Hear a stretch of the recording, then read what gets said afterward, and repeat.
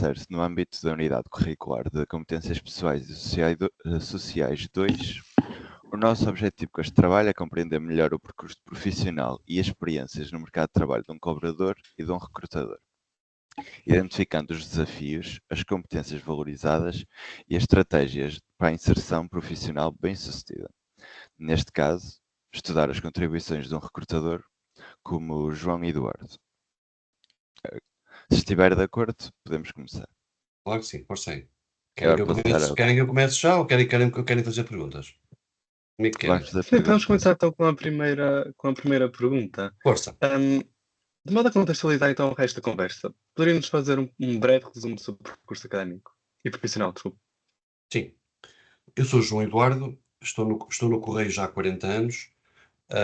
Neste momento estou na área dos recursos humanos, numa área de recrutamento e seleção de pessoas. E não só, quer dizer, também faço outro tipo de coisas dentro do Correio, mas esta é essencial. Sou licenciado em Psicologia, fiz mestrado em Psicologia na área das organizações de trabalho e recursos humanos, e depois mais tarde, fiz uma pós-graduação em Clínica. Mas isto para o caso também pouco importa, esta parte da Clínica, pouco importa. Faço recrutamento dentro da empresa CTT e faço recrutamento para a Universidade do Minho, quando as autarquias abrem concursos externos para a admissão. Há uma fase do processo que é a avaliação psicológica. Nessa altura, integram às universidades para que sejamos nós a fazer essa avaliação psicológica. E eu faço parte dessa equipa daqui da UEM. Não sei se fui claro em termos de apresentação. Sim, penso que sim. Obrigada. Sim? Querem que eu acrescente alguma coisa? Querem estar a colocar questões? Eu posso começar. Força, Alexandre, força. Bom dia, João. Bom dia. Entrando mais nas estratégias de recrutamento em si e atração de talentos, nós gostávamos de saber como é que se atrai o talento. Nós podemos. Obrigado por a questão. É o seguinte. Depende daquilo que nós pretendemos. Hoje em dia existem muitas empresas que fazem recrutamento e gestão de talento através das redes sociais e por aí fora podem fazer isso. Mas uma das coisas que é importante é nós sabermos quais são as competências de que uma determinada organização ou unidade orgânica necessita. Perante o perfil que nos é apresentado, nós vamos ao mercado através dos currículos, através de outras formas de apresentação das pessoas, vamos ao mercado tentar descobrir qual é a pessoa que fica mais próxima desse perfil ou mais longe desse perfil. Aquela ideia que as pessoas às vezes acham que reprovaram, não têm competências, não tem nada a ver, porque eu posso ser muito bom para uma determinada profissão e não ser nada bom para outra, porque as competências que eu desenvolvi ao longo da minha vida, quer a nível académico, quer a nível de educação e por aí fora, não foram suficientes para o perfil que foi desenhado. Evidentemente que depois, quando nós estudamos o currículo, isso vai nos dar uma imagem global dessa pessoa a nível comportamental. Isto é, desculpem, a nível de a qualidade de trabalho delas e para as empresas onde passaram. Quando olhamos para a fase mais comportamental, aí temos que fazer, se calhar, alguns testes de personalidade e outro tipo de testes, até a nível de análise das competências, para vermos se fica mais longe ou mais perto desse perfil. Mas esta forma de nós abordarmos o mercado é transversal. É transversal, certo? Uhum. Muito obrigada. Agora, voltando à pandemia do Covid-19, de que formas é que esta pandemia afetou a forma como se atraem estes talentos?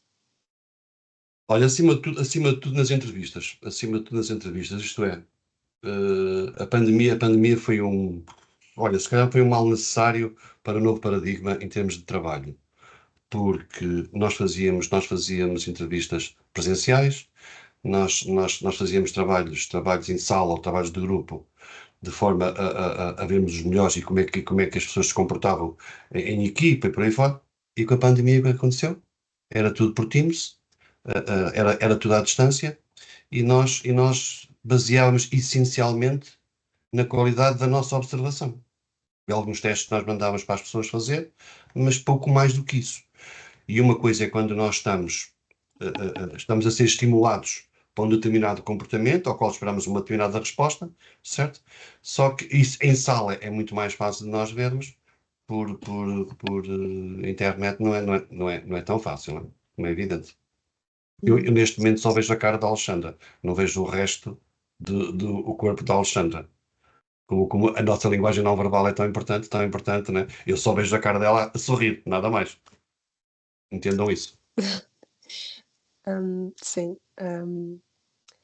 Agora, E depois, já agora, com. Alexandre, já agora peço imensa desculpa. Já agora, uma das coisas que eu chamo a vossa atenção, e se vocês passaram muito por essa fase, que é a pandemia trouxe uma coisa também para os jovens, ao qual nós também estamos atentos, que é aumentou a ansiedade. E as pessoas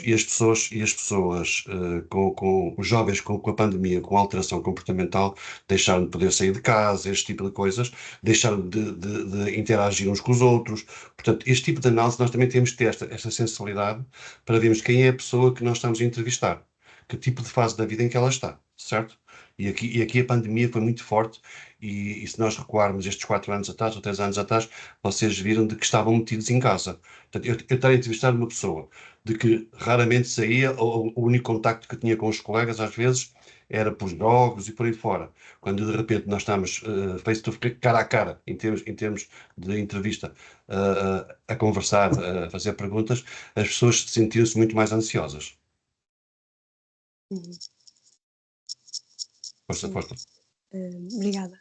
Hum, Agora, com a crescente influência da inteligência artificial na sociedade e, consequentemente, no mercado de trabalho, de que forma é que esta impacta e pode impactar a atração de talentos? Uma questão que eu ainda nem sequer nisso pensei. Oh meu Deus, é assim, vamos lá ver. Evidente que todos os dados que podem ser adquiridos através disso, através da inteligência artificial, ela pode ser muito mais seletiva. Há uma coisa que pode impactar, que é o seguinte, que é, eu sou psicólogo e evidentemente de que sou sensível a alguns comportamentos, algumas formas de estar das pessoas, ao qual quando eu faço avaliação com modelos novos que estão a ser desenvolvidos, eu não sei se esta parte mais humanizada vai estar presente. Mas também não sei se é isto que as empresas querem de futuro, ok? Porque esta forma de nós estamos a trabalhar, esta forma de nós estamos a gerir, e vocês são dessa área, eu não sei se estamos mais focados no comportamento da pessoa, na tarefa da pessoa, ou se nos resultados. Nós estamos a criar, provavelmente, um novo tempo, uma nova forma de nós estarmos a fazer este tipo de os contratos. Certo? Faz sentido isto? Uhum, Porque, evidentemente, que os programas depois vão-nos dizer quem será a melhor pessoa, quem estará mais próximo deste perfil, quem estará mais. Sim, eles podem nos ajudar, mas eu, enquanto psicólogo, aquilo que eu digo é: nós não estamos a falar de máquinas, nós estamos a falar de pessoas em que hoje eu posso estar muito bem disposto a ser entrevistado e amanhã pode não apetecer. Certo? Tão simples quanto isto. Eu hoje acordei bem disposto e amanhã posso não acordar. E isto vai impactar numa entrevista. uhum. E que outras tendências ou que outros exemplos de tendências acredita que poderão moldar o futuro da atração de talentos? E outras, peço desculpa, Alexandre, que outras, Outras tendências, como a inteligência artificial, por exemplo. epá, neste momento estou fora disso.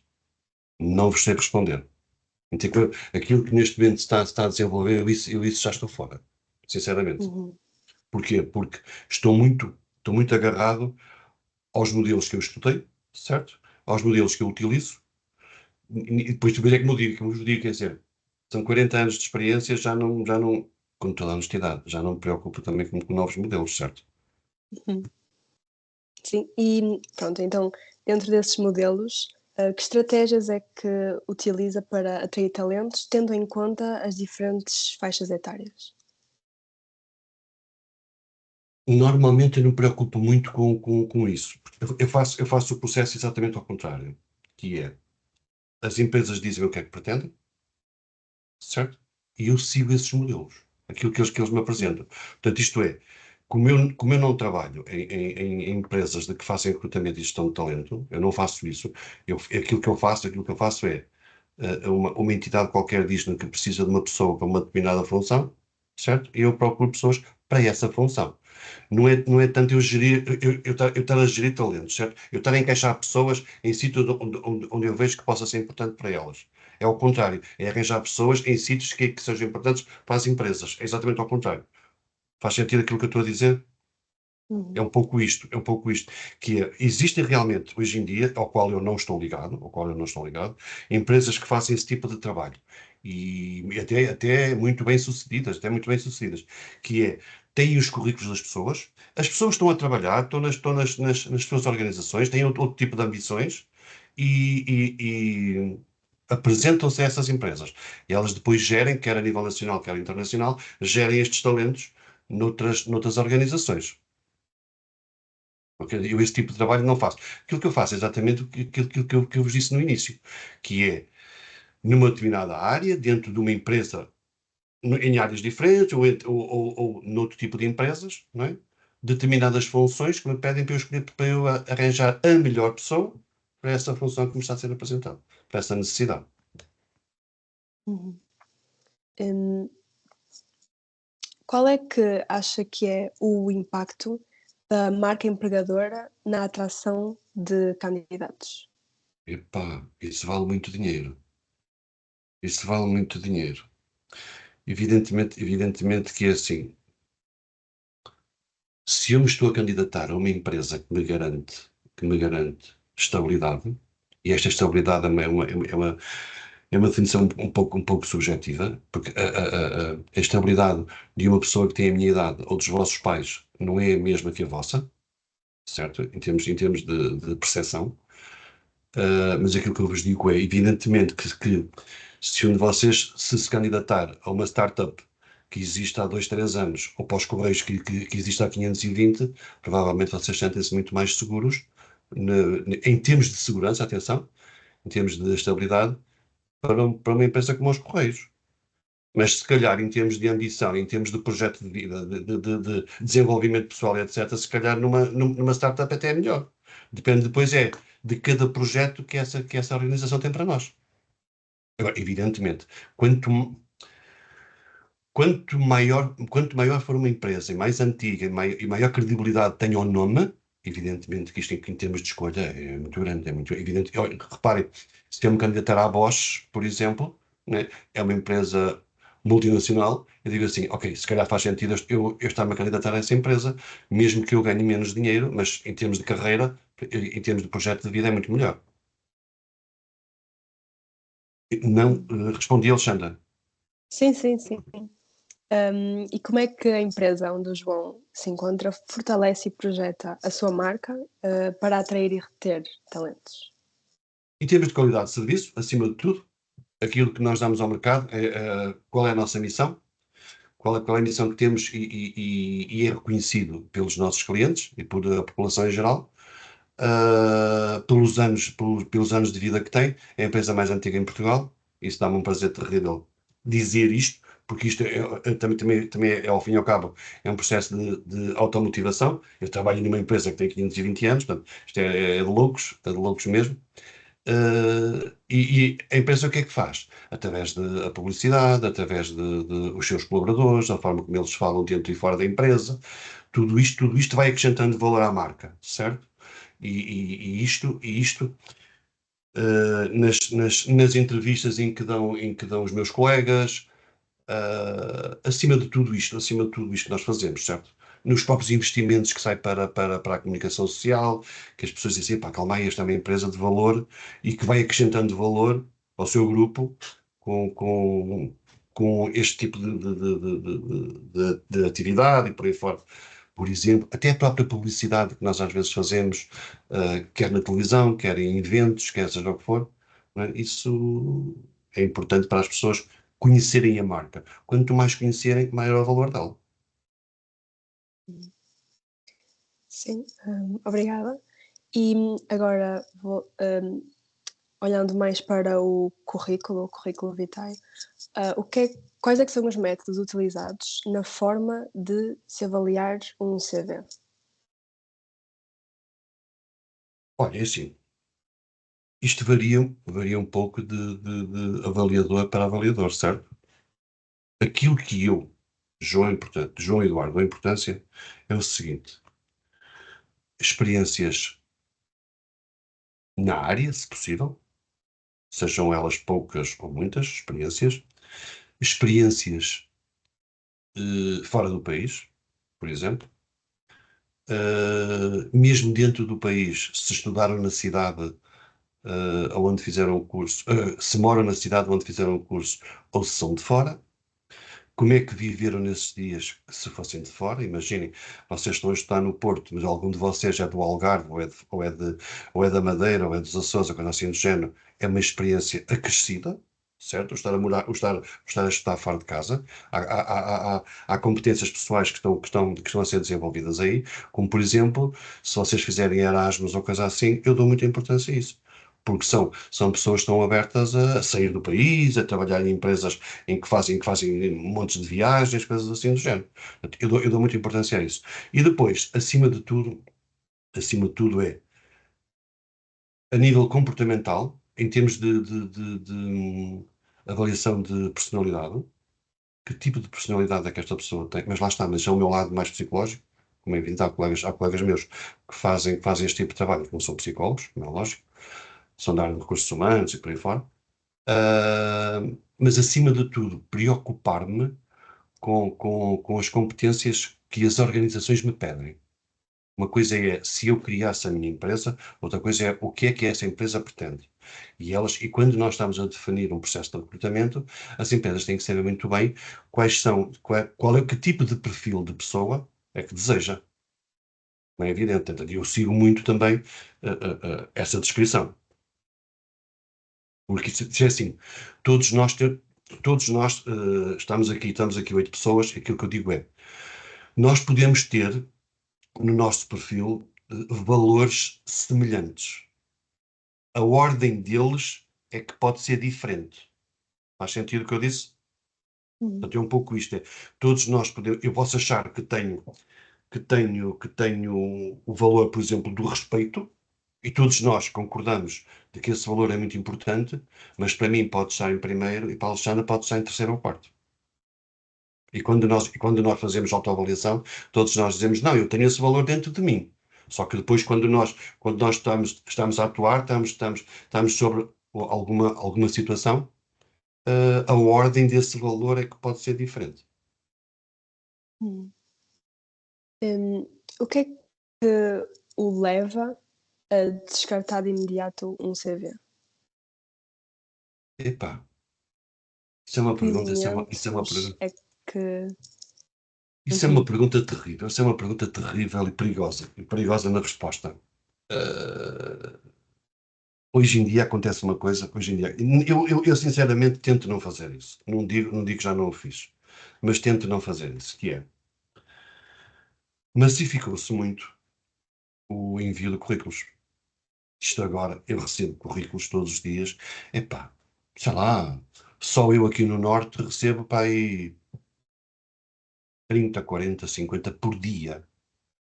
Imaginem, eu precisava de horas e horas para estar a tratar, a analisar cada um deles, certo? Se Se a minha função fosse só essa, exclusivamente essa, eu diria assim, ok, tudo bem. Só que depois estes processos de recrutamento não é só escolher a pessoa, é tudo depois o que está após, certo? E nós deixamos de ter tempo, e eu ponho isto de formas, deixamos de ter tempo para uma análise muito, muito, muito apurada. Então o que é que acontece? Se nós precisamos de pessoas, estamos nós ali a tentar escolher a melhor e tal, fazer uma pré-seleção dessas pessoas para escolher as melhores para uma primeira entrevista, para umas primeiras provas, seja o que for. Quando não estamos em período de muita necessidade, é como eu digo, arquivo 14, lixo. Fui claro. Isto acontece muito, infelizmente, isto acontece em todas as empresas. Por isso é que eu digo, eu já fiz isso. Tento não fazer, tento dar uma resposta a todos os candidatos, mas não é fácil, acreditem que não é fácil. E isto porquê? Agora vão-me pôr do vosso lado. Agora vão-me pôr do vosso lado. A coisa mais fácil é eu estar no sofá e mandar uns e-mails para as empresas e envio o meu currículo. Ou vou a uma loja do correio e mando 5, 10, 15, 20 cartas com o currículo para algumas empresas. Isto é a forma mais fácil. Eu, enquanto psicólogo, enquanto João Eduardo, digo assim: parem com isso. Não façam isso. Tentem levar o vosso currículo em mão. Tentem falar com o responsável da área de recursos humanos ou que está com esse processo. Levem-vos a essa pessoa, quer a nível escrito, com o vosso currículo, quer em termos pessoais. Porque há muita coisa de que o currículo não mostra. E o que ele não mostra, muitas das vezes, é a vossa vontade de querer trabalhar, certo? E uma coisa é, se eu tenho alguém, imaginem que eu tenho alguém que vem aqui aos meus serviços, bate à porta e pede para estar a falar comigo. Eu, de uma forma educada, recebo a pessoa, como é evidente. A pessoa começa a falar comigo e começa-me a falar sobre a empresa, sei lá, a faturação que ela tem, o número de empregados que tem. O que é que isto vai provocar em mim? Em termos emocionais, e isto, eu estou a falar dos Correios, mas posso falar de uma serralharia, posso falar de uma carpintaria, seja o que for. Se eu tenho alguém à minha frente que não é meu colaborador e que sabe muito sobre a minha empresa, o que é que ele provoca em mim? Necessidade em termos emocionais. Eu quero esta pessoa, certo? Esta mesma pessoa, se me mandar um currículo bem feito ou mal feito, bem construído ou menos bem construído, não me passa esta emoção. Estão a ver o que eu estou a dizer? Isto faz a diferença logo. Faz a diferença. E mais, e quem me bate à porta é sinal de que quer trabalhar comigo. Quem me manda um currículo está a procurar emprego. Faz sentido esta diferença? Por isso é que eu digo, se vocês um dia quiserem ser proativos, e hoje em dia as empresas estão sempre a escolher jovens que sejam proativos, né? Isto é assim, é um primeiro sinal que vocês dão logo. Parem de mandar currículos. Porque isso, epá, evidentemente que não vão à Alemanha, não vão à Inglaterra levar o vosso currículo, é evidente que não.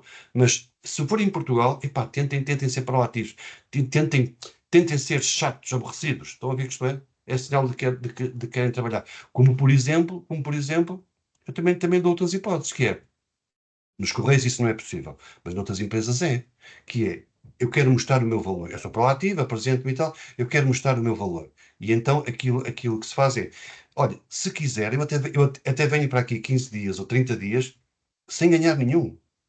Se chegar ao fim de 15 dias ou 30 dias e gostar do meu trabalho, fazemos contrato. Se não gostar, eu vou-me embora.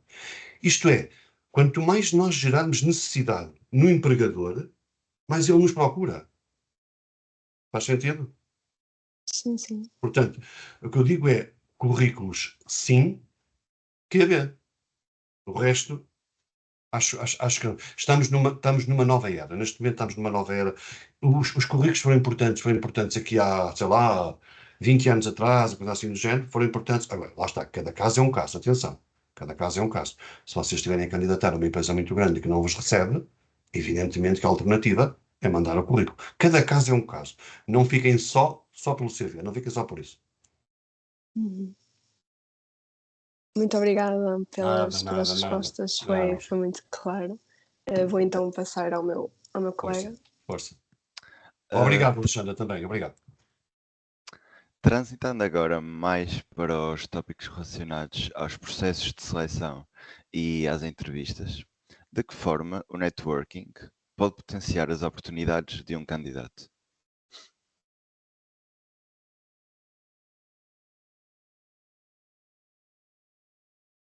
Pede uma pergunta, desculpa, Pedro, desculpa. De que forma o networking pode potenciar as oportunidades de um candidato?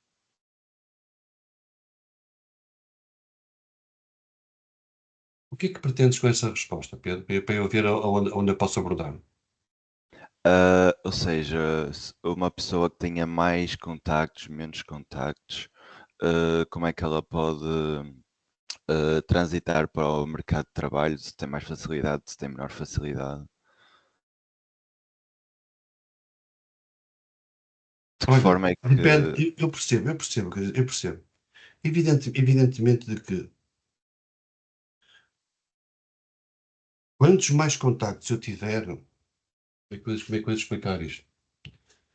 Quantos mais contactos eu tiver, evidentemente de que terei também terei escolhas diferentes, como é lógico. Como é lógico. Depende daquilo que eu pretendo. Ok? Eu, enquanto futuro empregado, futuro colaborador, depende daquilo que eu pretendo, que é, se eu quero um emprego, se eu quero um emprego para assegurar as minhas necessidades, só. Se eu quero um emprego para fazer carreira, tudo depende de mim. O ter uma boa relação de amigos, uma boa relação de ter uma boa lista à minha volta que me possa ajudar em termos de emprego, evidentemente que isso gera em mim segurança. Se não for aqui, é colar. Evidentemente que sim. Já não vai ficar no sofá essa pessoa. É lógico, não é? Ah, mas isso hoje também, quer a nível individual, quer a nível de empresas de gestão de talento, etc., isso está promovido. Faz sentido o que eu estou a dizer? Sim, Existe. Eu já não chego, eu já não ando só a procurar trabalho nas empresas aqui à minha volta, que são aquelas que eu antigamente conhecia. Hoje em dia estas redes o que é que permitem? Permitem uma visão muito mais global em termos de trabalho. E quais as possibilidades de trabalho? Evidentemente de que estas redes são boas, mas este processo de redes é bom em todas as áreas, seja a nível de recrutamento, seja do que for, não é? Porque esta informação que se cruza, é rápida, é lógico, é rápida, e promove escolhas, se calhar, até.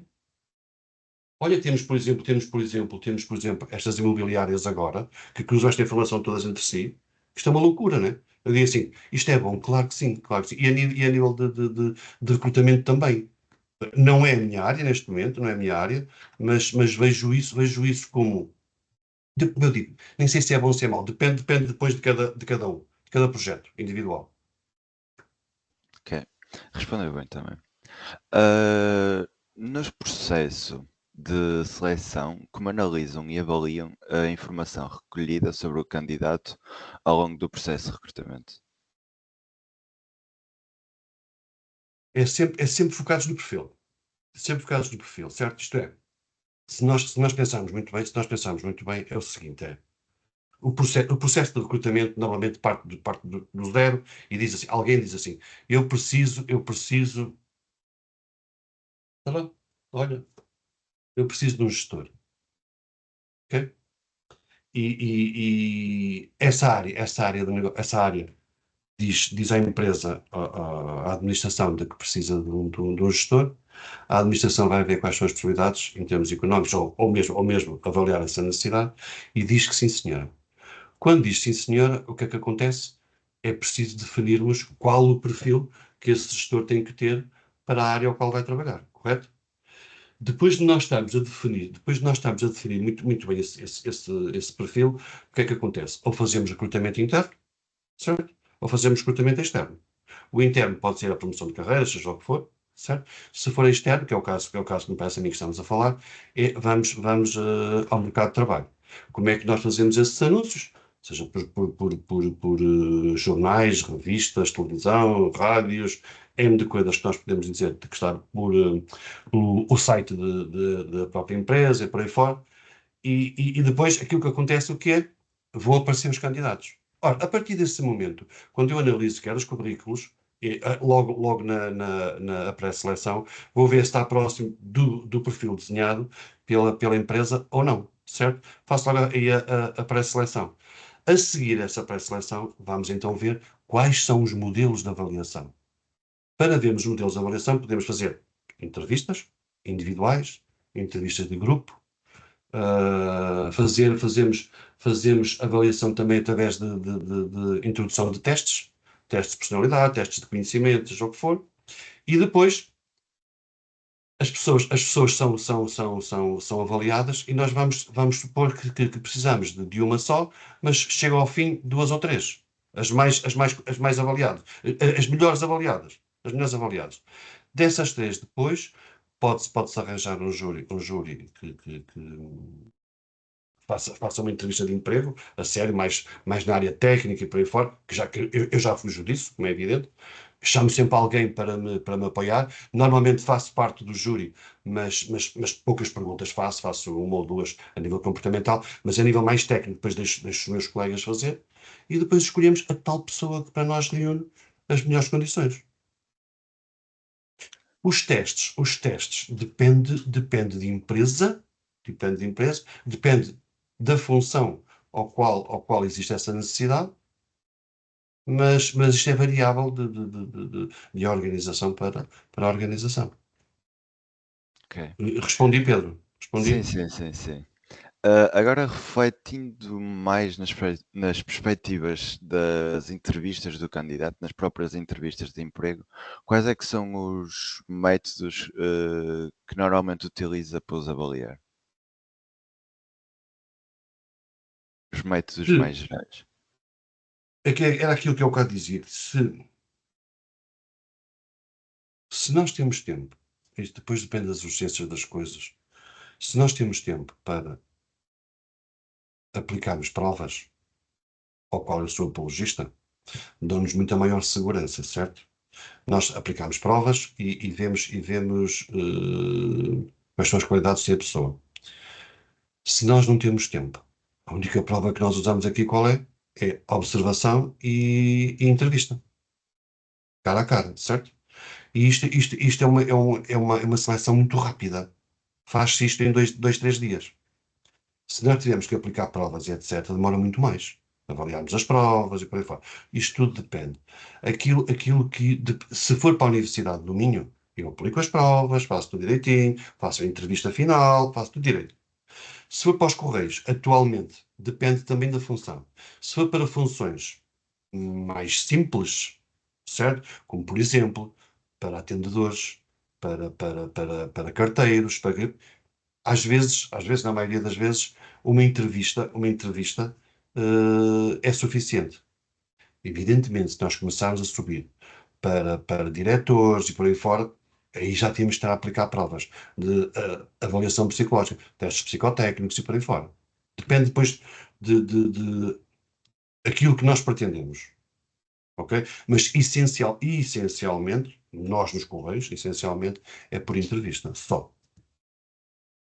E análise de o CV. Ok. E nessa entrevista, Pedro, depois nós abarca muitas coisas. As competências pessoais, as competências sociais, comportamentos. Nós colocamos situações possíveis, hipotéticas, para como é que a pessoa resolveria. Ao fim e ao cabo, vai-nos dando muito dela, muita informação dela.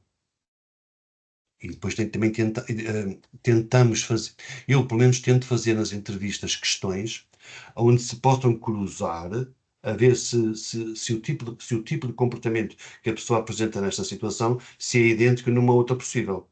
Se não há aqui representação. Ok?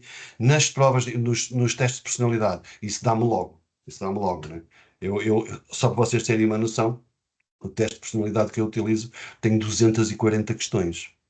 Em 240 questões, aonde nós avaliamos ali várias facetas e por aí fora, isto diz logo se a pessoa está a ser criativa ou não. Vocês entendem isso, né? Existe alguma pergunta-chave que não pode faltar numa entrevista e que pode realmente revelar o potencial de um candidato? Pode, eu tenho. É sempre a minha última pergunta. E isto fica só para vocês, porque podes um dia ser apresentado coisa igual. Diga-me um bom motivo perante estes candidatos todos que temos para este concurso para eu escolher assim. É uma pergunta simples, mas é uma questão aberta. isto permite que, e eu tenho muitos casos que as pessoas dizem assim, eu não sei porque é que me há de escolher a mim, eu não conheço os outros colegas, quer dizer, está mais preocupado em falar dos colegas do que dela, estão a ver que isto é? E eu paro e digo assim, espera aí, e fiz-lhe a pergunta assim, dê-me um bom motivo para eu escolher. E é neste momento que os candidatos têm a possibilidade de venderem-se, certo? Eu sou isto, eu quero isto. Faz sentido? E isto diz muito da pessoa. Que depois eu estou atento a tudo aquilo que ela diz. É evidente. Porquê? Porque as questões que foram colocadas atrás são questões afuniladas. Eu faço uma questão e pretendo esta resposta. Aqui não. É uma questão aberta onde a pessoa vai falar dela e tem a possibilidade de falar dela. Agora reparem, se for um indivíduo que tem muita dificuldade em termos comunicacionais, vai engasgar nesta questão. E agora imaginem que eu estou a escolher um indivíduo para vendedor, certo? E eu quero uma pessoa que tenha uma excelente fluência verbal e por aí fora. Ora, eu estou a medir, como é lógico. A pessoa é que não sabe. Mas esta questão para mim é fulcral. Dê-me um bom motivo para eu escolher assim. Ok. Ah, quais são os erros mais comuns que um candidato comete durante a fase das entrevistas?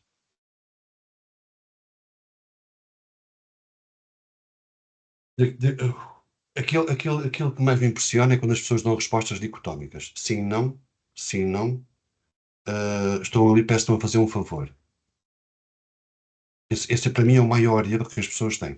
E eu acredito que muitas das vezes é o medo, é a responsabilidade da entrevista, é o que essa entrevista representa para essa pessoa. Eu entendo que sim. Tento, quando me apercebo dessas situações, brincar um bocadinho com a pessoa, e este brincar com o maior respeito, como é lógico, para que a pessoa relaxe um pouco mais e entre na entrevista. Outra coisa é, se eu tenho alguém que me começa logo a dizer mal dos outros, de outras pessoas, as pessoas são assim, eu não sou, estão a ver que isto é, diz mais dela do que dos outros. Vocês entendem isto, não é? Portanto, quando me aparece alguém que a forma de ela ter valor é retirar valor aos outros, estamos mal. Estamos mal. Ok. Como, por exemplo, eu concorri, nem sei porque que concorri, olha, estou aqui, estou aqui. E o que é isto? Acaba logo a entrevista, porque não faz sentido isto. Eu quero escolher uma pessoa de que queira fazer parte, não é? Não é que queira só estar, é que queira fazer parte, que queira acrescentar valor. Hoje em dia as empresas, e por acaso ainda ontem ao jantar estava a falar nisso, que é assim, hoje em dia as empresas, aquilo que elas pretendem o mais rápido possível é que se escolha alguém que venha acrescentar valor à empresa, não é? Não é alguém que vai ser mais um. Isso era antigamente. Hoje nós somos muito, muito, muito mais focados nesse tipo de comportamento. Apanhar esse tipo de pessoas, descobrir esse tipo de pessoas. Pedro, aquilo que eu digo é, eu não sei se isto é importante para vocês, mas eu digo isto quando dou as minhas formações, eu digo isto muitas vezes. Um bom trabalhador não é aquele que faz tudo certo. Esse não é um bom trabalhador. Esse é o trabalhador que faz as coisas com obrigação. Eu tenho o meu vencimento para fazer tudo certo. Ok? Um bom trabalhador é aquele que vê a empresa como sua. Porque esse trabalhador vai se preocupar dia após dia em acrescentar valor. Não é em desempenhar uma tarefa, é em acrescentar valor. Ter sentido crítico, colocar hipóteses e ver como é que as coisas correm, fazer análise aos próprios resultados. Isto é que é um bom trabalhador.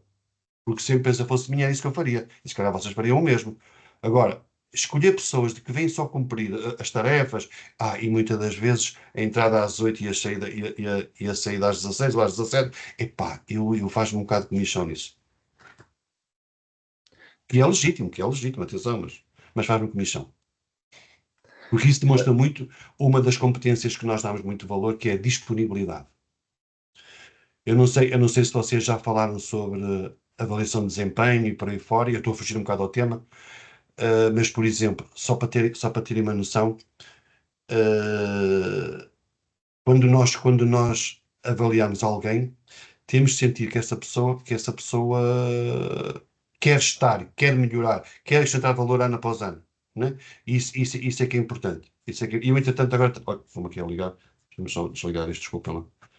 Isto é que é importante. Eu ia-vos dizer alguma coisa também sobre a avaliação de desempenho e perdi-me. Depois eu digo. Depois, se me lembrar, eu digo. Força. Ok. Passando agora mais para perguntas inadequadas que possam ser efetuadas numa entrevista, o que é que considera que podem ser algumas delas? Da parte do recrutador para um candidato. Por exemplo, deixa-me lá ver. Eu, como não faço esse tipo de perguntas, eu não faço perguntas inadequadas. Qualquer pergunta que ponha em causa, qualquer pergunta que ponha em causa as crenças das pessoas, as escolhas das pessoas, esse tipo de perguntas não entro, certo? Como por exemplo,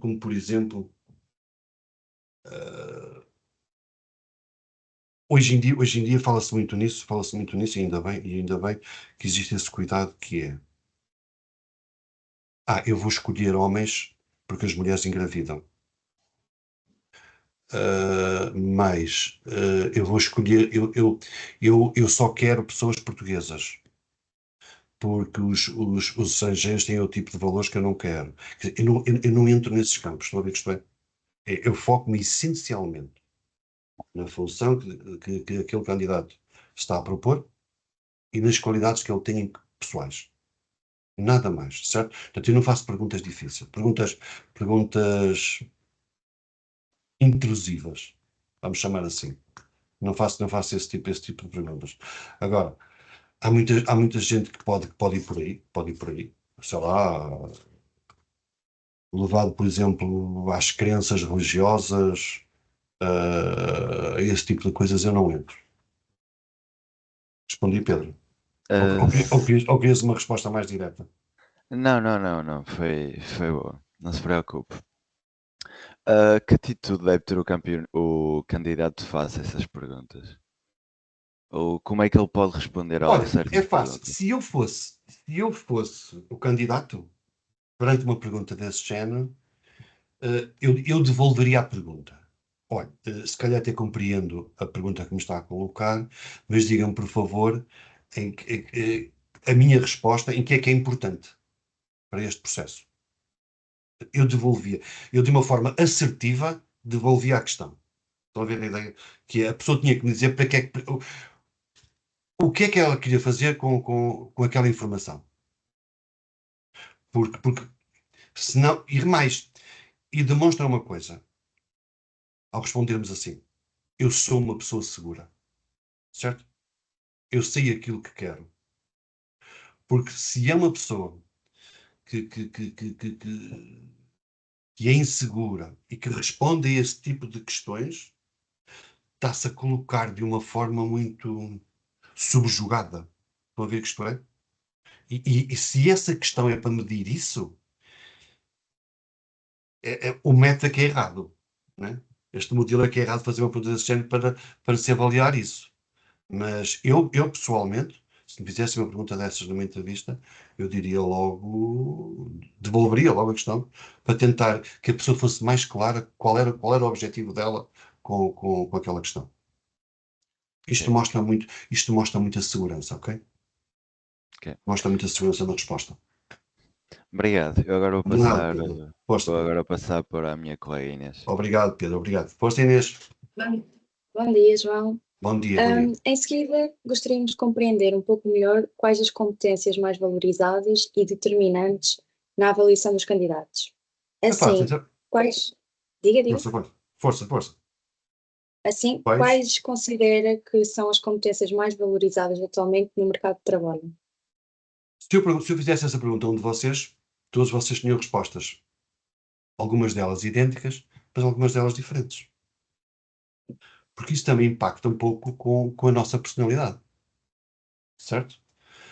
Acima de tudo, isso é é-me fornecido quando nós desenhamos o perfil. Reparem que eu baseio-me sempre neste perfil, que este perfil é o que a nossa chefia nos pede, o que uma outra organização nos pede, certo? Para nós fazermos o recrutamento. Imaginem que a Inês agora é a gestora da empresa XPTO e diz-me assim, João, eu sou da área dos recursos humanos, João, olha, preciso de um colaborador que tenha este perfil. Eu já não preciso de me estar a preocupar com isso, certo?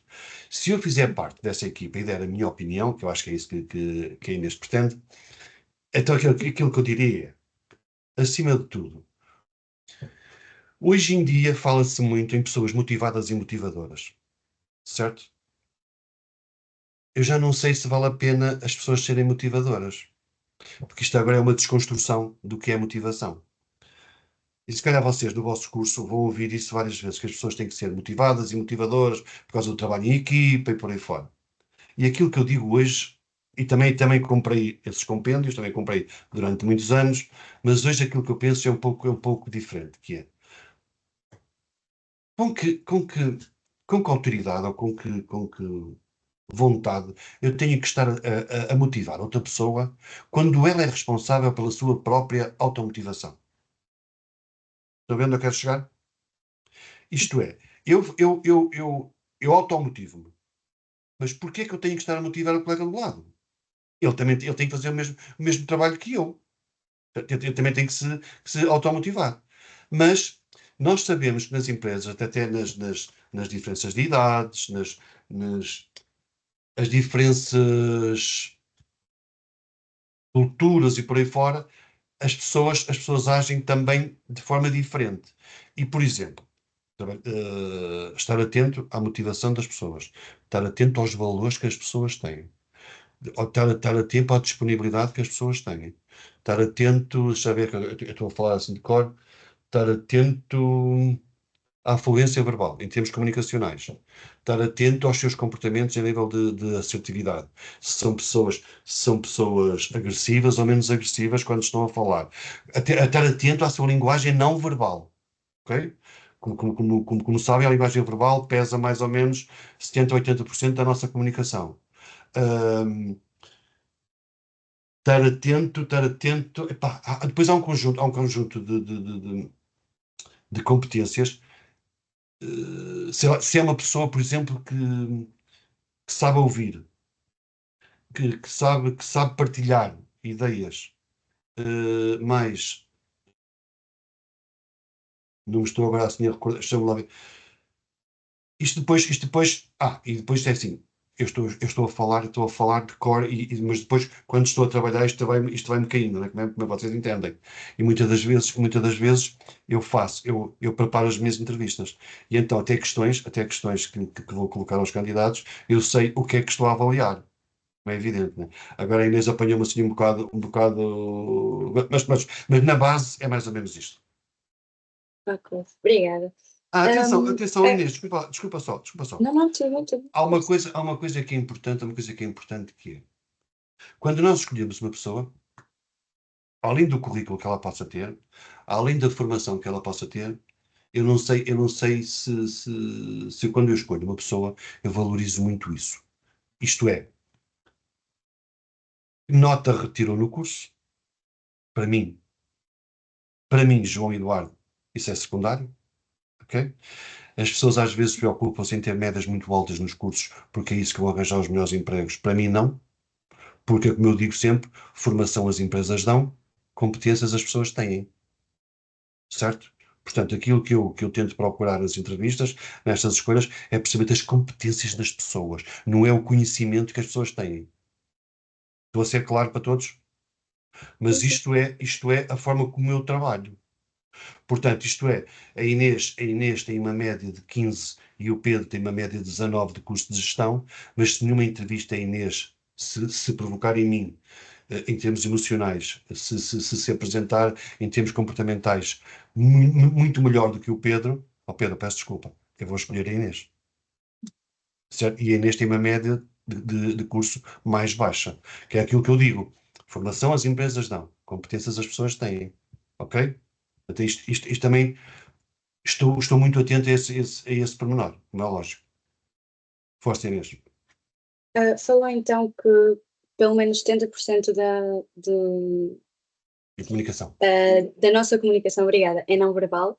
Assim, gostaríamos de aprofundar essa questão e saber que aspectos da comunicação não verbal pesam na avaliação de um candidato. Olha, é fácil. Essa é a resposta mais fácil, que é se aquilo que eu estou a dizer condiz com o meu comportamento. Eu não posso estar a dizer sim e a abanar com a cabeça. Ok? Eu não posso estar a ser assertivo e uma pessoa segura e estou a olhar para o chão. Ok? Depois há sinais que nos ajudam a perceber se aquela pessoa está a ser minimamente honesta ou não. Se me está a convencer ou não. Porque muitas das vezes nós sabemos o que é importante apresentar numa entrevista, certo? Porque decoramos, porque estudamos, fizemos seja o que for. E eu vou para uma entrevista, sinto-me preparado e chego ali e começo, salvo seja, a desbobinar informação. Mas depois nós começamos a notar que, a nível de comportamento, a pessoa está muito mais tensa, que há coisas de que não bate a bota com a perdigota. Por isso é que há um bocado eu estava a dizer que eu só via a cara da Alexandra, não via o resto do corpo. Não é? A forma como a Alexandra se senta, a forma como ela se encosta à cadeira, a forma como ela abre os braços, certo? Por exemplo, se eu for uma pessoa segura, normalmente eu abro os braços. Reparem todos os sinais que vocês conhecem na vida, de quando vemos este tipo de movimento, são pessoas que são abertas, são pessoas que são extrovertidas, certo? Se eu sou uma pessoa que estou sempre de braços cruzados, assim do género, à partida estou à defesa, ok? Ou sou uma pessoa que... E este estar à defesa não é estar a defender-me de alguém, eu tenho pouca segurança. Estão a ver que isto é? Eu tenho pouca segurança. Portanto, são sinais que nos vão dando numa entrevista que são super importantes. E se vocês repararem, quando estão a conversar com os amigos e coisas do género, muitas das vezes os vossos olhos leem mais do que aquilo que vocês estão a ouvir. Ok? Se vocês estiverem atentos, isso acontece sempre, sempre.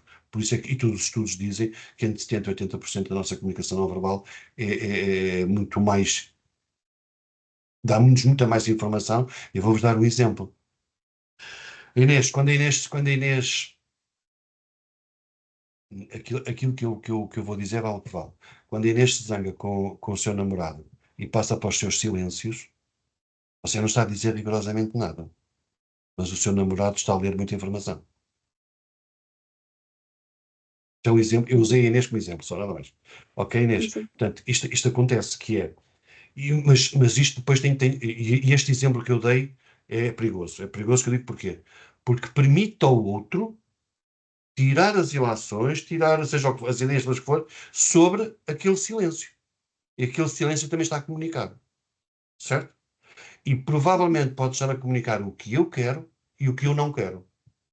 E o culpado sou eu. Mas eu não disse nada. Não é verdade? Eu não disse nada. Só que transmiti muito. Isto é um exemplo básico. Obrigada. Nada. Falámos logo no início da pandemia e das limitações que as chamadas fazem à avaliação do comportamento não verbal, como eu disse agora. Como é que as empresas que acabaram por adotar, depois da pandemia, entrevistas online, podem fazer face a essas limitações? Não sei. Com toda a honestidade, não sei. Não sei. Por isso é que eu digo que eu sou apologista de que pelo menos a entrevista final seja presencial. Não é? Só para vocês terem uma noção, imaginem que isso aconteceu, portanto, isto vale o que vale, isto aconteceu, é partilhar, é um testemunho. Eu fiz entrevista para uma determinada função, onde a pessoa tinha que estar a movimentar. Um serviço, uma função muito simples, mas que tinha que se aninhar, que tinha que fazer esforços em pegar em objetos. Reparem os correios, por exemplo, e posso dar os correios como exemplo. Pegarem encomendas, coisas assim do género, caixas, por aí fora.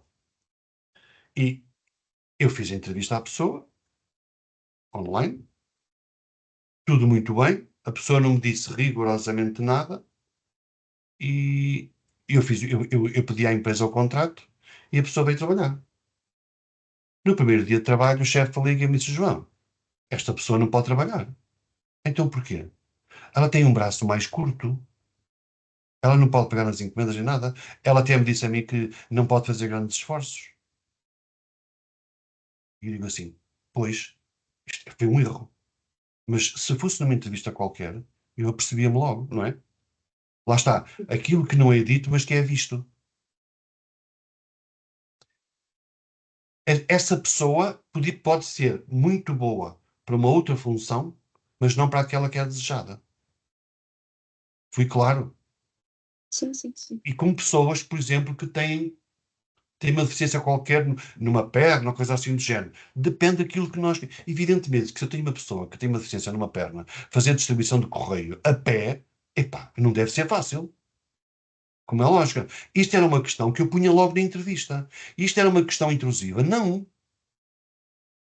Ao bocado o Pedro falou-me sobre isso, e digo assim, esta questão não era intrusiva, era uma questão de que eu estava a ver, que eu estava a avaliar e que ia puxar para cima da mesa.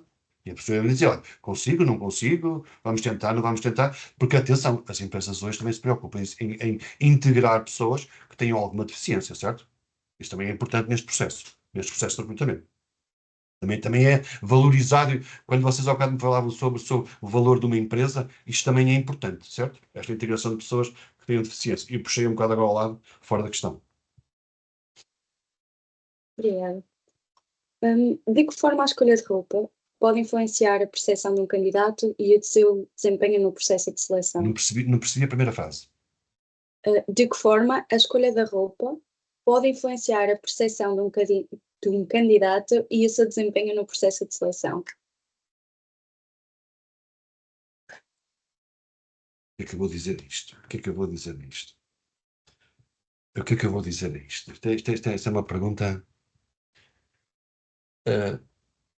Para mim, não tem nada. Tanto faz a pessoa aparecer de calções, ou aparecer de fato. Para mim isso não vai, porque eu não olho para isso. Mas há uma coisa que diz logo, à partida também que diz que é esta pessoa veio para uma entrevista não de uma forma muito aberta, se calhar até aberta demais, certo? Não se preparou para a entrevista. Porque também não sabe o que é que eu estou a avaliar. Ok? E a roupa, a Inês pode fazer outra pergunta. Tatuagens, por exemplo. Piercings, por exemplo. Certo? Isto é assim. Isto não me define a pessoa. De todo. Mas pode influenciar numa escolha. Porque essa pessoa não sabe que dentro do perfil que foi desenhado, se isso é importante ou não. Certo? Portanto, a escolha da roupa, aquilo que eu vos digo é, não é preciso ir a uma entrevista de fato, de vestido comprido ou coisas do género. Mas, como não sabemos aquilo que vamos encontrar, ter algum cuidado. Só, ter algum cuidado. Nada mais do que isso. Certo? Eu tive um caso que a pessoa foi escolhida. Eu tive um caso de uma menina que veio aos Correios fazer uma entrevista com uma alta mini saia, ok? Uma alta mini saia. Muito bem vestida, muito bem calçada, muito bem apresentada. Para a função que era, aquilo era tudo menos útil. Certo? Que era precisamente aquilo que eu bocado vos dizia, para estar a pegar em encomendas, para estar a sujar as mãos, coisas do género, e digo, com unhas enormes, com umas unhas enormes, pintadinhas e por aí, arranjadinhas e tudo, digo assim, se aquilo fosse influenciar as minhas escolhas, e mais, influenciou o chefe, para na altura, que ele ligou-me e disse assim, João, como é que uma menina com umas unhas tão compridas pode estar a fazer separação de objetos? E eu disse, calma, põe a menina a trabalhar, depois vês. Essa menina fez 2 contratos connosco. Foi uma excelente funcionária.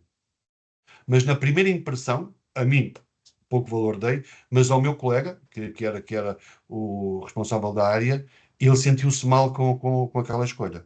E ela foi excepcional a trabalhar. Super produtiva. Portanto, o que pode, a forma de vestir, quando sai uma entrevista, pode condicionar sim na escolha, até pode ser até pode ser uma forma para desempatar na negativa, certo? Se eu tiver duas pessoas iguais e se achar que a forma como essa pessoa está vestida não me apresentou respeito, não me apresentou preocupação em termos de entrevista, assim do género, eu posso escolher a outra, certo? É tudo isto vale, numa entrevista tudo isto vale. Agora, vão com roupa normal, não é preciso grandes coisas. Agora, também, muitas das vezes, os jovens que fazem isso como se fosse a marca deles. Mas atenção, eles não vão abrir a empresa deles. Eles vão trabalhar para uma empresa de outros. E depois é assim. Obrigada. Mas é justo. Inês diz-me assim, mas isso é justo? Inês, a empresa é minha, sou eu que escolho. Sim, verdade. Obrigada. Que tipo de experiências extracurriculares ou projetos podem ajudar um candidato sem experiência profissional a demonstrar o seu valor na entrevista? Repete-me a pergunta, faz favor. A parte inicial eu perdi-me. Pensei logo e perdi-me. Ok. Que tipo de experiências extracurriculares ou projetos podem ajudar um candidato sem experiência profissional a demonstrar valor numa entrevista? Por exemplo, vocês são da área da gestão. Vocês, quando saírem da faculdade, vão ser com certeza uns grandes gestores, mas quando saem, têm um sentimento que todos nós temos nos cursos. Nós não sabemos nada. Nós saímos do curso e parece que não sabemos nada. Mas sabemos muito e se calhar temos muitas competências desenvolvidas ao longo dos anos anteriores. Como, por exemplo, o que é que eu faço nos tempos livres? Que tipo de experiências é que eu tenho? Como por exemplo, eu fui presidente de uma associação qualquer, eu faço parte desta organização assim, assim, assado, eu faço voluntariado, quer dizer, tudo isso vem acrescentar valor ao currículo, certo? E reparem que nos currículos, na última questão, coisa assim do género, normalmente as pessoas dizem o que é que fazem nos tempos livres, certo? O que é que fazem, ou que tipo de formação fizeram, extracurricular, que veio a aportar valor à pessoa. Tudo isto conta. Tudo isto conta. E muito. Como, por exemplo, aquilo que eu vos disse no início, experiências de fora de casa. Acima de tudo isso. Né? Se eu fui para o estrangeiro, se eu não fui, se passo férias sozinho ou se passo sempre acompanhado, tudo isto vale. Porque isto vai dizendo um pouco de nós.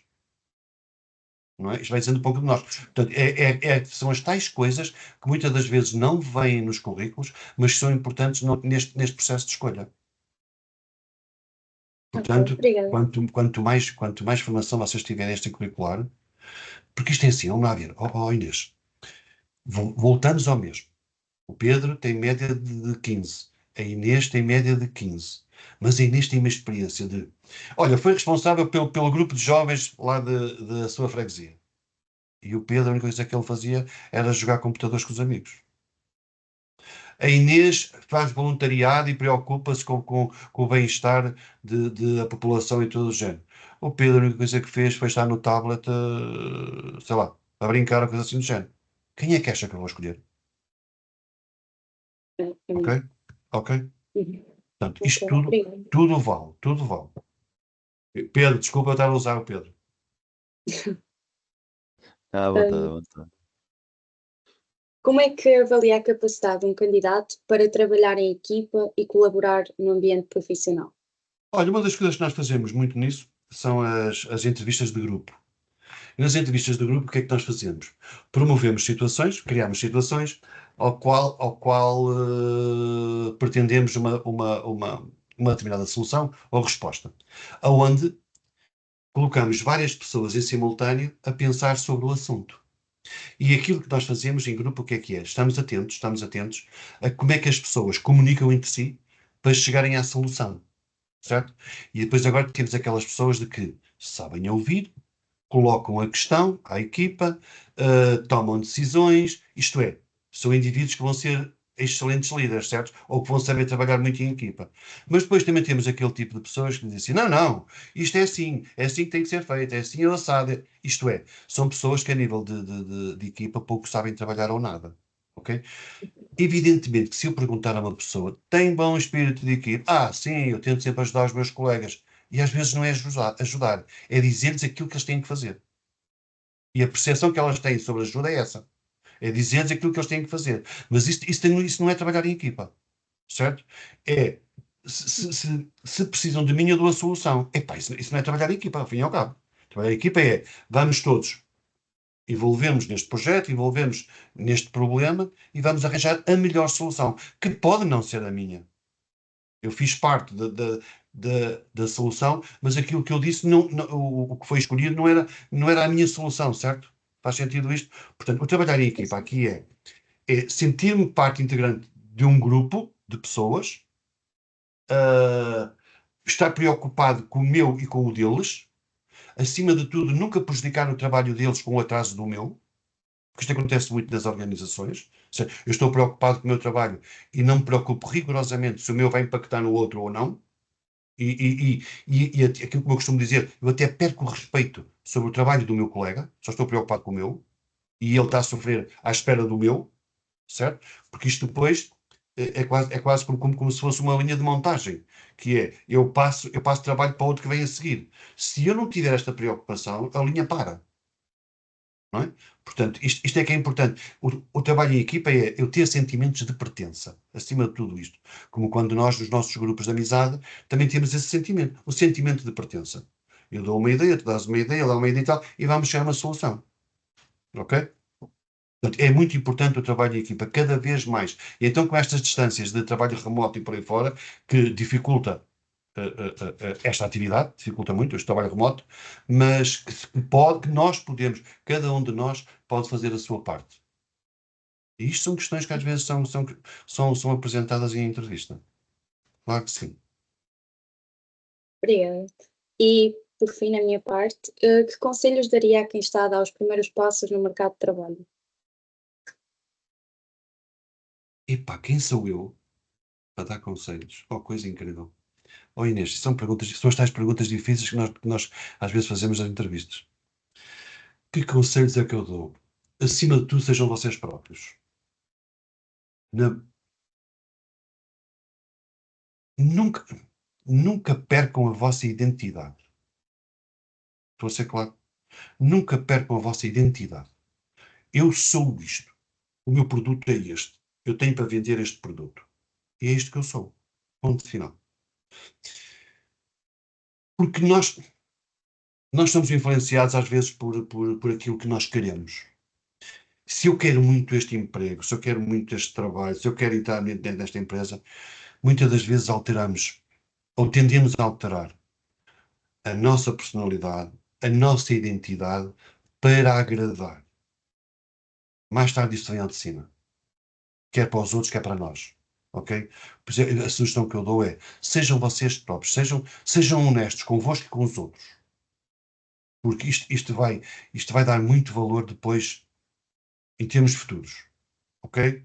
Sejam vocês próprios. Se gostam, gostam. Se não gostam, não gostam. Saber dizer não é um ato nobre. Não é preciso saber dizê-lo. Ajudei alguma Obrigada. coisa, Inês? Ajudei? Sim, Não sei se obrigada. Vou ajudei. passar. Não, Obrigado. ajudou. Obrigada. Vou passar então para o David. Força.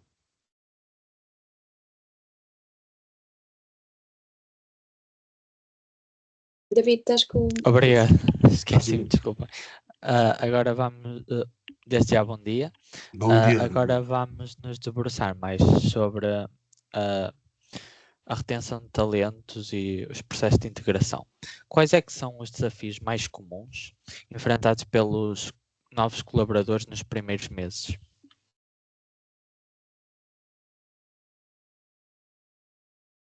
É ter insegurança no piso que estão a calcar. Isto é, quando nós entramos numa empresa, nós não conhecemos a linguagem utilizada nessa organização, nós não conhecemos os valores dessa organização e aquilo que nós mais precisamos é de apoio, certo? É de termos um mentor, temos alguém que nos acompanhe nestes primeiros meses.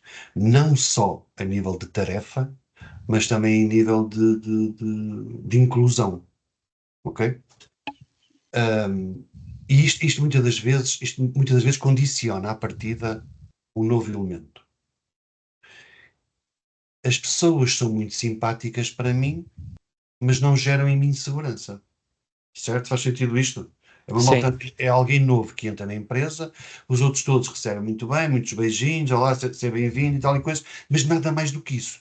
E eu sinto-me perdido. Só me dizem onde é que é a casa de banho, só me dizem onde é que é o bar, só me dizem onde é que é... Mas tudo o resto eu fico perdido. E precisamos sempre de alguém ao nosso lado que nos vá dando dicas. Olha, a nossa empresa pensa desta forma, tem uma linguagem muito própria, que falámos disto, falámos daquilo outro, que, às vezes até simples expressões. Eu vou-vos dar um exemplo do que é isto das expressões. E o que é isto de linguagem. Toda a gente sabe o que é uma cassete. Sim. O que é? O que é, David? Já agora, peço desculpa, o que é? Está a falar daquelas cassetes de fita que antigamente usavam para ver filmes, certo? Ou música, Ou música, sim. certo? Cassete nos correios é uma caixa vermelha onde nós colocamos cartas faceadas. Ok, estou a perceber como é que isso pode impactar. Percebendo? Sim. Portanto, nas organizações, existem termos, certo, que só internamente é que são conhecidos. Portanto, se eu venho de fora e se esbarro, passa a expressão, com uma situação destas, que um colega fala para mim, olha, estão ali aquelas cassetes e tal e coisa, e ele diz assim, cassetes? O que é isso? Ok? Para mim, cassetes é música ou vídeo. Certo? Portanto, isto é um exemplo muito pequenino para que vocês percebam muitas das vezes a importância que tem a integração. E há alguém que nos acompanha nesta integração. E esta integração pode demorar uma semana, pode demorar um mês, depende depois do tamanho do tamanho da empresa e por aí fora. E deste acompanhamento. Porque uma das coisas que nós temos no início, o que é? É medo de falhar, não é? Portanto, se tivermos alguém ao nosso lado que nos ajude a validar aquilo que fazemos e a nos motivar também, evidentemente que esse processo de integração será muito melhorado. Não é lógico, não é? Sim. Acho que já respondeu à pergunta. A minha próxima pergunta é: como é que considera que o processo de integração pode atuar para minimizar a tendência atual de rotatividade das novas gerações? Numa primeira fase é o seguinte, eu volto a repetir, nós somos seres emocionais. Nós todos somos seres emocionais. Se uma empresa tem um processo de integração, quer a nível de acompanhamento, quer a nível de formação, que existe muita formação inicial para os colaboradores, certo? Se eu me sentir confortável, eu vou-me manter nessa organização. Se eu não me sentir confortável, a probabilidade de eu querer sair e de mudar é muito grande, porque continuo a procurar segurança. Eu volto a repetir, nós somos seres emocionais, certo? Então isto vai influenciar depois, de imediato, nas nossas escolhas. Se eu quero ficar nesta empresa ou se eu não quero ficar. E se eu fui bem recebido, se eu tive um mentor que andou comigo, sei lá, 2, 3, 4 meses, sempre preocupado comigo, sempre que eu tinha uma dúvida, eu sabia a quem me dirigir, a quem tirar a dúvida, foi gerando em mim segurança. Eu começo a sentir que faço parte desta equipa. A probabilidade de sair é muito menor. Mas se isto não acontecer, e depois é assim, voltamos ao início da nossa conversa, que é, no tempo dos vossos pais e no meu tempo, nós procurávamos estabilidade, ficar cá para sempre. Isto era um projeto de vida. Na vossa idade já não é assim. Nas organizações onde vocês vão trabalhar já não é assim. Vocês estão preocupados com a vossa carreira e não com a vossa estabilidade. Ok? São Sim. coisas totalmente distintas. Portanto, vocês... hoje a malta nova troca de empresa muito mais facilmente. E muitas das vezes nem é por dinheiro, atenção. Muitas das vezes é por esses valores que estamos aqui a falar. É se me sinto integrado, se me sinto seguro, se tenho um projeto de carreira aqui interno, coisas assim do género. certo?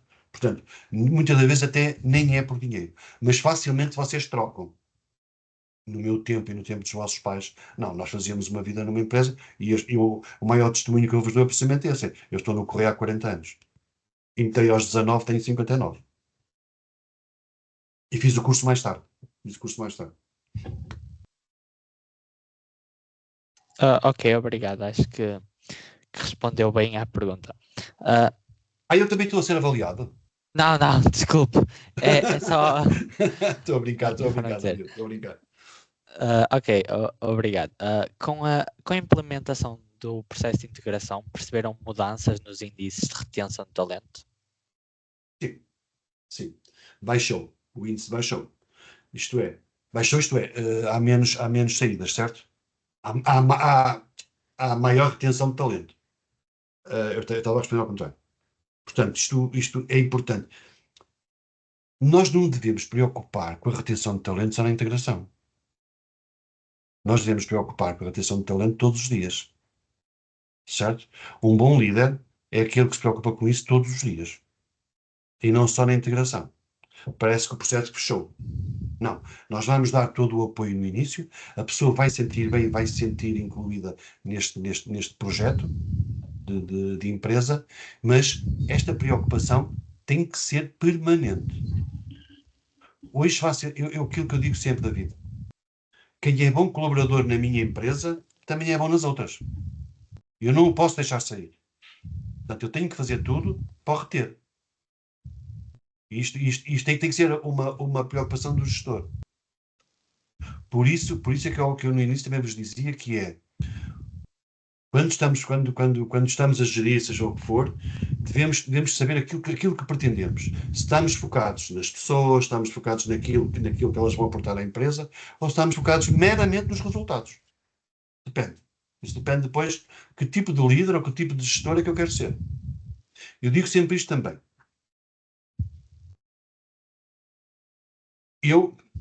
Como é que explicar isto? Os gestores olham muito, e isto se calhar é uma crítica que eu faço a estes novos modelos de gestão também. Existe um conjunto de indicadores que me dizem, no final do mês, no final do ano, seja o que for, ao patamar que nós, enquanto empresa, chegamos. Certo? São indicadores que nós fizemos a avaliação, que nos dão os resultados e nós olhamos para aquilo. E muitas das vezes não nos preocupa. E depois valorizamos as chefias dessas áreas e por aí fora. E esquecemos muitas das vezes de que não são os gestores que atingem indicadores. Atenção a isto. São as pessoas que estão a trabalhar com esses gestores que atingem os indicadores. Fui claro? Sim, acho que percebi. E este erro de percepção às vezes é perigoso, certo? Que eu, enquanto CEO, arranjo 2 ou 3 gestores para atingir determinados valores. Não. Esse gestor tem que estar preocupado com a sua equipa que atinge esses valores. Okay? Portanto, sobre a retenção, é exatamente isso que eu digo, David. Nós somos seres emocionais e quanto melhor eu me sentir, menos vontade eu tenho de sair. Sim, Olha, obrigado. perguntei-me a mim porque é que eu ainda estou nos Correios. Olha, é uma boa pergunta para fazer. Façam essa pergunta, não é? Porquê é que ainda está nos Correios? Estão a trabalhar em diversas áreas, em academias de formação, para a universidade, a fazer clínica no Hospital Lusíadas. Porquê? Olha, se calhar precisamente por isso. Porque ainda hoje, 40 anos depois, visto a camisola. E isto não tem valor. Este valor é o que eu sinto. Não é? É o que eu sinto. Obrigado. Força. Obrigado, não, obrigado. Acho que me esclareceu bastante no tópico. Vou passar à próxima pergunta. Que aspectos do processo de integração foram mais eficazes para garantir que lá está, os talentos ficam na empresa?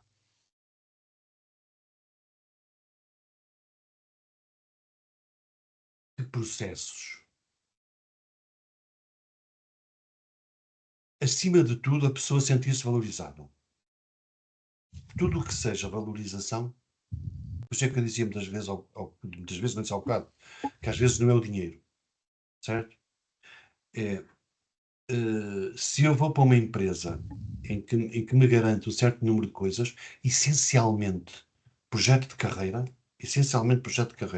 porque o projeto de carreira faz com que nós saltemos alguns patamares ao longo da nossa vida profissional, que nos vai demonstrar reconhecimento. E todos nós gostamos que gostem de nós. Todos nós gostamos que gostem do nosso trabalho. Isso vai-nos mantendo. Portanto, tudo o que seja questões onde eu me sinta valorizado, isso vai me manter na organização.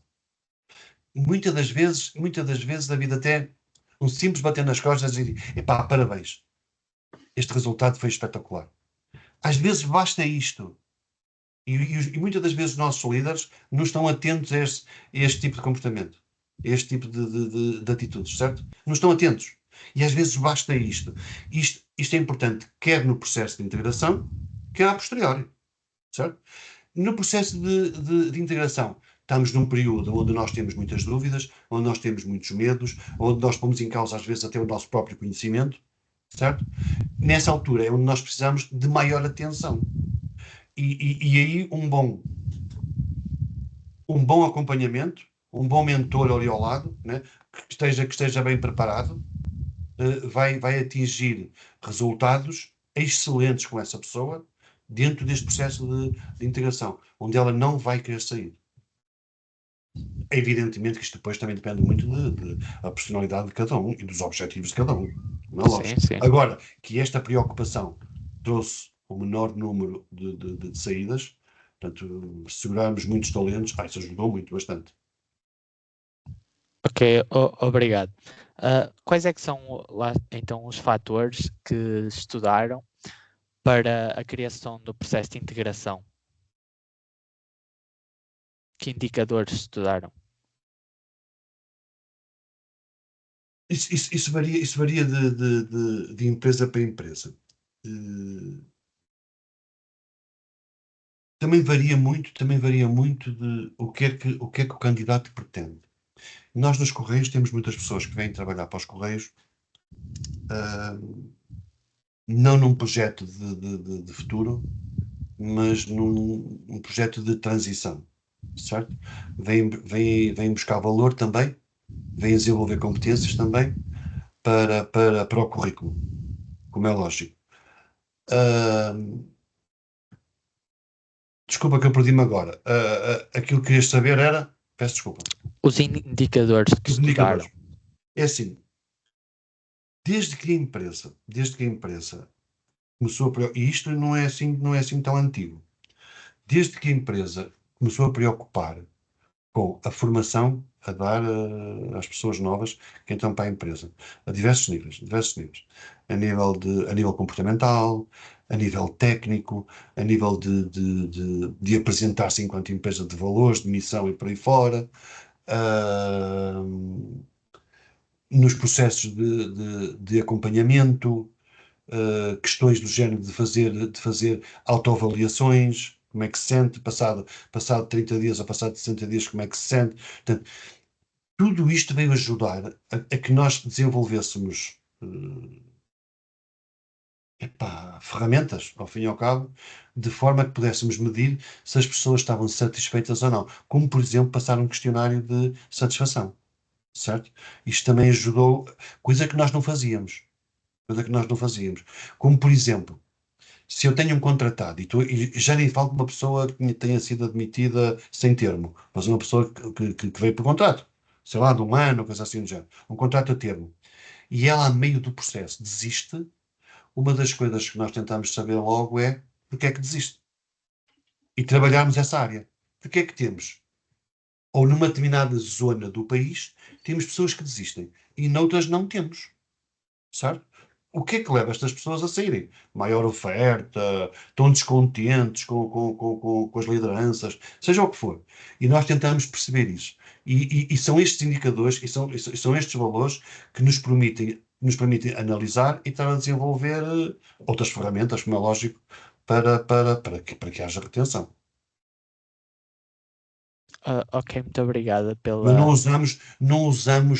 Existem hoje no mercado empresas que trabalham muito essa área, a nível informático, etc., com programas onde é alocada informação, onde se vai acrescentando muita informação, onde no final vai dar output, certo? E Sim. assim, nós no correio ainda não estamos a esse nível, atenção. Mas já existem programas que fazem essa medição. Não sei se estão validados, se não estão validados, não faço. À partida eu penso que sim. Vai lá, se estão a ser comercializados, eu penso que sim. Mas não é uma área que eu me possa pronunciar porque não tenho proximidade. Sim, muito obrigada. Nós percebemos isso. Como era a experiência de integração dos funcionários antes desta criação de um processo de integração estruturado? Era fácil. Começas a trabalhar e força para a frente. Era fácil. Portanto, isto era. Porque é assim, quando estamos a falar antes, vamos supor há 40 anos atrás, quando eu entrei, havia uma necessidade que era: eu quero trabalhar, eu quero ser autossuficiente, gerar autonomia, né? E, e, e nós, no nosso tempo, aceitávamos tudo. Hoje não. Hoje as pessoas têm muita mais formação. Hoje as pessoas têm muitos mais objetivos. Hoje as pessoas têm capacidade de fazer novas escolhas, de avançar um metro e recuar dois e voltar a avançar mais um. Antigamente isto não era muito fácil, não é? Por isso é que eu dizia de que normalmente as pessoas tinham um emprego para a vida e cediam a muitos caprichos, passo a expressão. Hoje não. Antigamente era, como eu vos digo, eu vou-vos dar um exemplo, volto aos Correios, que é aquilo que vocês percebem facilmente. Vinha um carteiro novo, nós entregávamos numa bolsa com as cartas dentro, olha, começas aqui e segues as ruas. Hoje não. Hoje um carteiro é acompanhado por um colega durante 2 dias ou 3, para ele perceber qual é o percurso que faz, quais são os procedimentos que tem que ter com a entrega de objetos, este tipo de coisas. Porque mesmo sendo carteiro, é uma profissão de que exige muito conhecimento sobre a tarefa. Sobre a tarefa, como é Sim, evidente, né? Portanto, vocês estão habituados a ir à vossa caixa de correio e está lá uma cartinha colocada. Epá, aquilo deu muito trabalho. Para chegar até lá, aquilo deu muito trabalho. Como é evidente, né? Não basta saber ler e ter atenção onde põe a carta. Atrás está um processo muito, muito, muito longo. Ora, este tipo de acompanhamento, não é? Este tipo de formação, este tipo de coisas, é muito, muito importante. Ok? ok. Obrigado.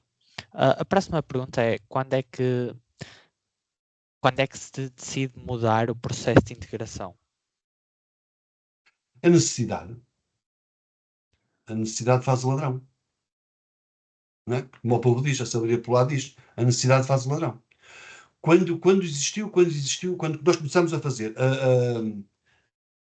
entrevistas às pessoas e começamos a perceber que elas saíam porque não se sentiam bem, quando elas saíam e que se sentiam deslocadas, quando nós falávamos com elas ou de outra forma, nós víamos que as coisas não estavam bem e que as pessoas entravam e saíam facilmente, evidentemente nós aí temos que olhar para o problema e criar uma solução.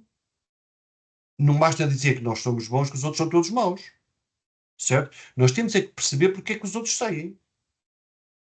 E nessa altura nós tivemos que mudar. Foi um processo de um dia para o outro? Claro que não. Claro que não. Isto demorou tempo, certo? Mas hoje as empresas, a maioria, eu não sei se é a maioria, se calhar eu não tenho nenhum estudo que valide aquilo que eu ia dizer agora, que a maioria se preocupa com a integração. Não tenho estudo nenhum que me diga uma coisa dessas, que é o que eu tenha lido. Mas eu quero acreditar que hoje em dia as empresas começam-se a preocupar muito com a integração. Mas depois, se calhar mais à frente, podemos falar sobre as saídas, que já não é a mesma coisa. Que já não é a mesma coisa. Sim, você disse que vinha da necessidade. E como é que monitorizavam essa Sem eficácia? qualquer monitorização. Sem qualquer monitorização. Era por uma simples análise de resultados. As pessoas Era saíam. por olho? Assim, ok, tudo bem. Que não havia. não havia a preocupação de nós estarmos a olhar para os resultados, olhar para os indicadores. Não. As coisas foram acontecendo e as equipas reajustaram aquilo que estavam a fazer, preocupar-se com um novo paradigma, certo? Isto veio acontecendo, não é? Isto veio acontecendo e reparem, e como eu vos disse ao bocado, não tem a ver com a empresa. Vocês podem estar a ver uma empresa como um espaço só. Eu estou a ver a empresa como um grupo, certo? Que tem N de espaços, certo? Por exemplo, os Correios, não é? Estão espalhados em todo o país e arredores. O caso de Espanha, Moçambique e por aí fora. Isto é, percebemos porque é que aqui existe turnover e aqui não, ok? Porque é que aqui existe retenção e ali não? E isto nós não temos a mesma resposta para todas as áreas, certo? Por isso é que quando nós começamos a sentir que numa determinada área, e eu vou-vos dar um exemplo, na zona do Val do Ave, na zona de Famalicão, Ribadave, Guimarães, esta zona aqui assim, existe muita indústria, certo? Sim. Nós termos pessoas, e eu só vos falo em contratos a termo, nós retermos pessoas a trabalhar connosco aqui, ou selecionarmos pessoas nesta área, é muito difícil. Porquê? Porque existe muita oferta, certo? Com diversos vencimentos. Pode não ser vencimentos, mas formas de estar a gratificar. Portanto, cada zona é uma zona. Se eu for, por exemplo, para Trás-os-Montes, eu arranjo contratos muito mais facilmente, porque a oferta é muito menor. Como é lógico, certo? Portanto, e foi este tipo de análise que depois, numa determinada altura, existiu necessidade. Não me perguntem quando. Isto quando é um pouco subjetivo, né? Porque isto quando podia ser há 10 anos atrás, podia ser quando tivemos muitas saídas, vale o que vale. Mas foi, pontualmente, fomos ajustando este nosso comportamento a nível de integração. E de retenção, claro. Muito obrigado pela resposta. A minha próxima pergunta é como é que se adapta o processo de onboarding aos diferentes departamentos? O onboarding é assim.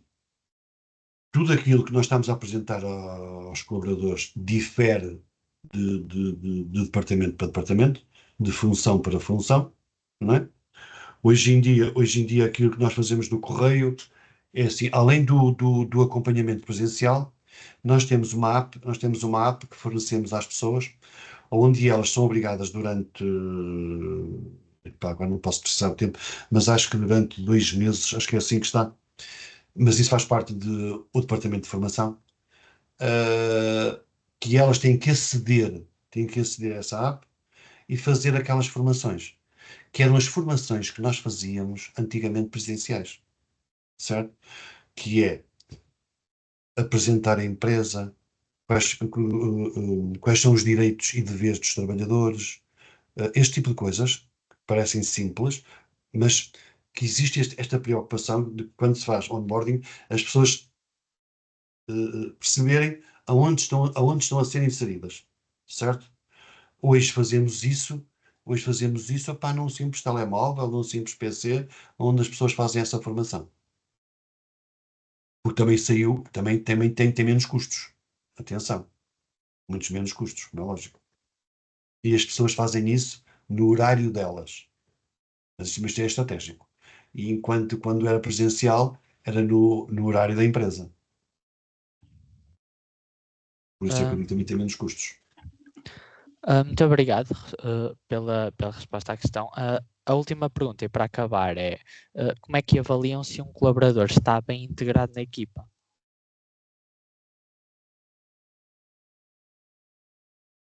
No processo de avaliação de desempenho também, que é nós somos uma empresa certificada. O que é que isto quer dizer? Quer dizer que Um dos parâmetros que nós também temos como obrigação é fazer briefings diários, é fazer reuniões, é, é promover, ao fim e ao cabo, que toda a gente participe na solução, em números redondos. No final do ano, se for pessoa do quadro, portanto, que está admitida na empresa, pode ser no final do contrato, de pessoas que tenham contratos a termo ou a termo incerto, desculpem, sem termo ou a termo incerto, fazemos uma avaliação.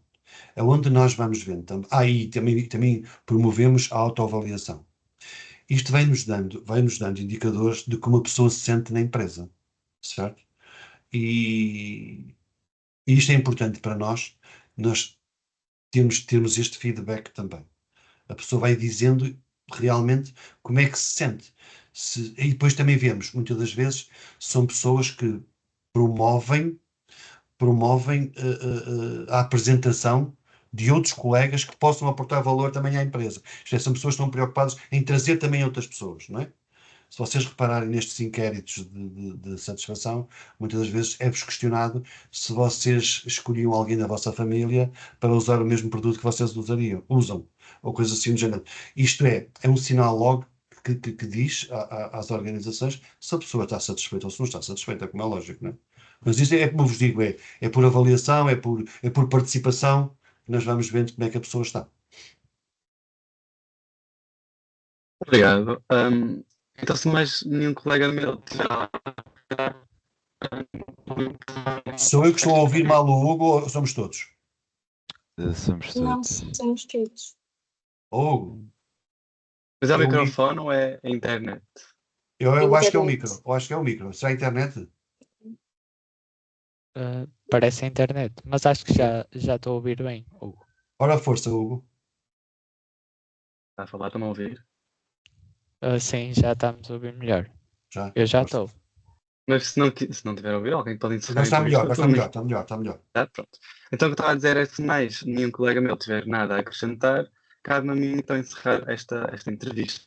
Agradecemos imenso a sua disponibilidade e partilha de conhecimento.